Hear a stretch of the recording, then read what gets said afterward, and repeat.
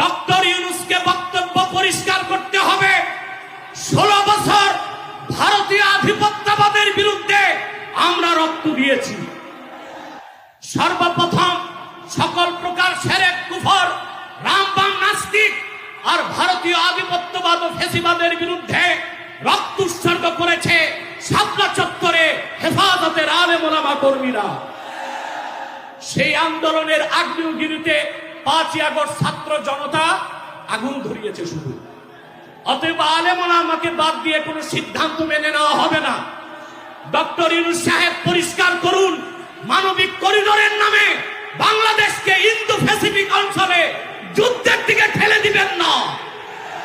আমরা ভারতকে শায়েস্তা করেছি। যদি আটলান্টিকের উপর থেকে কেউ আগ্রাসন করতে আসে, বাংলাদেশের প্রত্যেকটি মাদ্রাসায় একটা ক্যান্টনমেন্ট হবে। সেনাবাহিনীর সাথে কাঁধে কাঁধ মিলিয়ে মাদ্রাসা ছাত্ররা দেশ রক্ষায় মাঠে নামবে। আগ্রাসী শক্তিকে বলে দিচ্ছি, আমার দেশের সবুজ লাল পতাকার দিকে যে চোখ তুলবে তার চোখ উপড়ে দেওয়া হবে। আমার বাংলার কোন 1 ইঞ্চি মাটিতে আগ্রাসনের থাবা বসালে সেই কালো হাত ভেঙে দেওয়া হবে। চ্যানেলটি সাবস্ক্রাইব করে আমাদের সঙ্গেই থাকুন। হেফাজত ইসলাম বাংলাদেশ কর্তৃক আয়োজিত আজকের মহাসম্মেলনের সম্মানিত সভাপতি হাজারাত উলামায়ে কেরাম, বাংলাদেশের বিভিন্ন প্রান্ত থেকে আজকের এই মহাসম্মেলনে আগত প্রতিটি মুমিন মুসলমানকে আমার হৃদয় নিংড়ানো ভালোবাসা, শুভেচ্ছা এবং অভিনন্দন। সম্মানিত সুধী, দুটো বিষয় প্রথমেই আসে।